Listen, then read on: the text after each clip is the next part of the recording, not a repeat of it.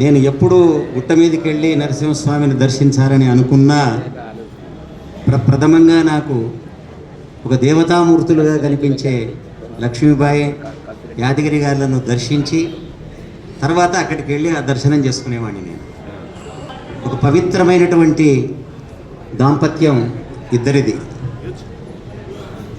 మామూలు మనిషికి యోగికి తేడా ఉంటుంది. మామూలు మనిషిని శరీరమే విడిచిపెడుతుంది. ఎందుకు? వాడు రోగగ్రస్తుడు కావడం వల్ల, లేకపోతే అనేక కారణాల వల్ల. కానీ యోగి అయినటువంటి వాడు శరీరాన్ని తానే స్వయంగా విడిచిపెడతాడు. 50 ఏళ్ల క్రితం బొంబాయిలో బైపాస్ సర్జరీ చేయించుకున్నటువంటి యాదగిరి ఇన్నాళ్ళు ఆయన ఏ విధంగా బ్రతికాడు, ఎందుకోసం బ్రతికాడు అని ఒకసారి ఆలోచిస్తే ఆయన సామాజిక సేవ, ఆధ్యాత్మిక సేవ, కుటుంబ సేవ కాదు. వారు అన్నట్టుగా 30 ఎకరాలు గుట్టకు స్వాధీనం చేసినటువంటి వాడు, మంచి దానకర్ణుడు నా దృష్టిలో. ఆయన ఇన్నాళ్ళు ఎందుకు బ్రతికి ఉన్నాడు అంటే మనకందరికీ ఆదర్శంగా ఉండడానికి, మంచి విషయాలు చెప్పడానికి. ఏమి యద్యద్ ఆచరతి శ్రేష్ఠ తత్త దైవేతరో జన సజత్ ప్రమాణం కురుతే లోకస్తదనువర్తతే. కృష్ణుడు భగవద్గీతలో చెప్పినటువంటి మాటలు యాదగిరి గారికి వర్తిస్తాయి అని మనవి చేస్తూ ఉన్నాను నేను. వారు సాత్వికులు. మంచిగా వారికి ఆర్ఎస్ఎస్తో సంబంధం, ఆర్య సమాజంతో సంబంధం, విశ్వ హిందూ పరిషత్తుతో సంబంధం, అందరితో సంబంధం. అంతేకాదు రోగులతో కూడా సంబంధమే ఆయనకు. నేను గుట్ట మీదకి వెళ్ళినప్పుడు అయ్యగారు నేను అడిగాను, ఏమండి మా యాదగిరి గారు మీకు తెలుసా అని. తెలిసేమిటండి, ఒక 40 ఏళ్ళుగా ఆయన వైద్యం చేయడం వల్లనే నేను బ్రతికి బట్టగట్టాను అన్నాడు. ఏం కావాలి? యాదగిరి గారి యొక్క సేవలు. ఆయన రాత్రిపూట కూడా నిద్రపోయేవాడు కాదు. ఎందుకంటే ఏ పేషెంటు డోరు దట్టి ఇంటికి వస్తే అతనికి వైద్యం చేసేవాడు. ఎంతోమందికి కూడా, సంతానం లేని వాళ్ళకు కూడా సంతానాన్ని కలిగించినటువంటి వ్యక్తి ఆయన. అన్నిటికంటే గొప్ప విషయం ఏమిటంటే ఈ 10 ఏళ్లలో ఆయనని నేను కొంత మార్చాను. నేను అద్వైతం నుంచి త్రైతానికి మార్చాను. నేను వేదం వైపు తీసుకెళ్ళాను. నేను వేదవేద్య శతకం ఆయన రాయడానికి నేనే ముఖ్యమైనటువంటి కారణం. వేదాల వైపు మార్చాను నేను. మరి ఎందుకో నేను చిన్నవాడిని, ఆయన కంటే 10 ఏళ్ళు చిన్నవాడిని. అయినా నన్ను ఆయన ఎప్పుడు సంబోధించినా చూడండి, బాలాదపి సుభాషితం అన్నట్టుగా ఆయన ఏ మంచి మాట బాలుడు మాట్లాడినా స్వీకరించాలట.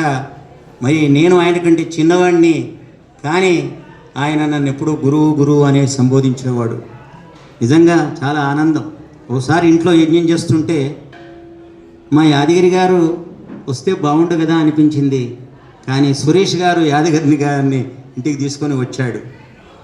ఆయన ఈ 10 ఏళ్ళుగా నన్ను ఎక్కువగా ప్రేమించడానికి కారణం ఏమిటంటే, నేను చేసుకున్న అమ్మాయి రచ్చ వాళ్ళ ఇంటి అమ్మాయి, రచ్చోళ్ళ అమ్మాయి. ఆయన 10 ఏళ్ళు అయింది గతించి. 10 ఏళ్ళ తర్వాత ఈయన నాకు పరిచయం అయ్యాడు. మరి ఏం సంబంధం ఏమో తెలియదు, వీళ్ళు కూడా రచ్చోళ్ళు కాబట్టి చూడండి, ఆ బాదరాయణ సంబంధంగా ఆయన నువ్వు మాకు ఇంటికి కావలసినటువంటి వాడవు, మా కుటుంబ సభ్యుడవు అని ఆయన అంత ప్రేమ చేసినటువంటి వాడు. అందరినీ ప్రేమ. ఆ చిరునవ్వు చూడండి ఒక్కసారి. మనిషిని చూస్తే మామూలుగా మనిషి ఫోటోలో బాగుంటాడు, కానీ మామూలుగా చూస్తే బాగుంటాడు, బాగా కనిపించడు. కానీ యాదగిరి గారు ఫోటోలో ఎంత దరహాసంతో మనకు కనిపిస్తున్నాడో, ఎంత చిరునవ్వుతో కనిపిస్తున్నాడో, ఎంత ఆత్మీయంగా కనిపిస్తున్నాడో, ఎంత సాత్వికంగా కనిపిస్తున్నాడో, అదేవిధంగా తాను జీవితం అంతా ఆ విధంగానే కాలం గడిపినటువంటి వాడు. అలాంటి యాదగిరిని స్మరించుకోవడం నాకు బాగా అనిపిస్తుంది. నేను ఎప్పుడు యాదగిరి అంటే ఎప్పుడు యాదగిరి స్వామిని ఎప్పుడు మనం మన యాదిలో పెట్టుకుంటాం.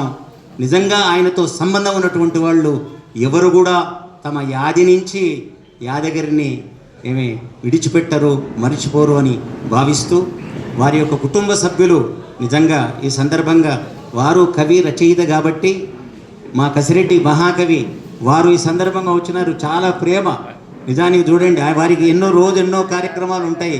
అయినా ఈరోజు ఈ సంస్మరణ సభలో పాల్గొనాలి తప్పకుండా అని వారు కూడా ఇక్కడికి విచ్చేసినారు.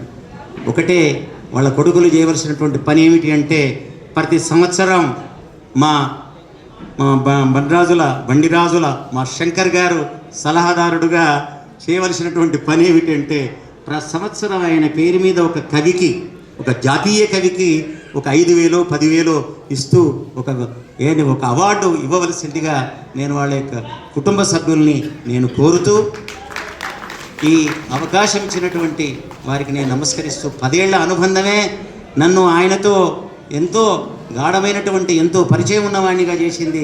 మళ్ళీ 40-50 ఏళ్ల పరిచయం ఉన్నటువంటి మా సత్యనారాయణ ఇప్పుడే మాట్లాడినాడు, చాలా గొప్ప మాట మాట్లాడినాడు. కాబట్టి ఆయన చాలామందితో సంబంధం ఉన్నది. స్నేహపూర్వకమైనటువంటి వాతావరణం యాదగిరి గుట్టలో ఆయన నెలకొల్పినాడు. అటువంటి యాదగిరి ఆత్మకు శాంతి. గమ్మతేమిటంటే, ఆయన వచ్చింది ఆత్మకూరు, ఆత్మజ్ఞానం కలిగినటువంటి వాడు, ఆత్మకూరు నుంచి వచ్చినటువంటి యాదగిరి అని మీకు మనవి చేస్తూ, అలాంటి ఆత్మజ్ఞానాన్ని పొందాలి, బ్రహ్మజ్ఞానాన్ని పొందాలి అని మీకు నేను ప్రార్థిస్తూ కోరుతూ, ఆయన ఆత్మకు శాంతి కలగాలని నేను భగవంతుని ప్రార్థిస్తూ ఉన్నాను. ధన్యవాదాలండి.